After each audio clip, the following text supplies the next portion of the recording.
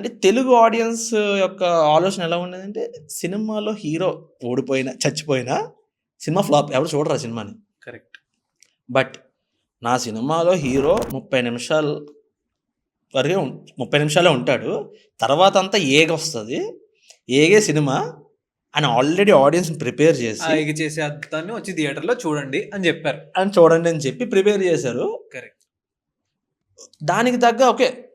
చూద్దాం అని చెప్పి ఆడియన్స్ వెళ్ళేసరికి 30 నిమిషాల్లో హీరో చనిపోయాడు. తర్వాతంతా ఏగ చేసిన అద్భుతాన్ని చూసి సినిమా హిట్ అయింది.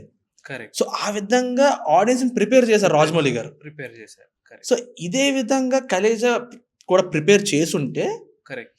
వాట్ ఈస్ వాట్ ఇలా ఉండబోతుందని ఒక మైండ్ సెట్ పెట్టేసుంటే ఆడియన్స్‌కి కరెక్ట్. Maybe result మారేదేమో. అది 100% కరెక్ట్ బ్రో. ఎందుకంటే ఆడియన్స్‌ని ప్రిపేర్ చేసే రెస్పాన్సిబిలిటీ ఫిల్మ్ మేకర్‌దే. ఎగ్జాక్ట్‌లీ. సినిమాలో ఉండే క్యారెక్టర్స్ ఎలా ఉండబోతున్నాయని జనాలు మైండ్ సెట్‌ని ప్రిపేర్ చేస్తే, ఆ మైండ్ సెట్‌లోనే వచ్చి థియేటర్‌కొచ్చి సినిమా చూస్తారు. Yes. End of the day. అక్కడే సగం రిజల్ట్ డిసైడ్ అయిపోతది. అందులో అప్పటికే 'అతడు' సినిమా ఎక్స్‌పెక్టేషన్స్ ఒకటి, అవును. 'కలేజా' అనే ఒక మాస్ టైటిల్ ఒకటి, మాస్ బొమ్మ ఎక్స్‌పెక్ట్ చేసేసారక్కడ.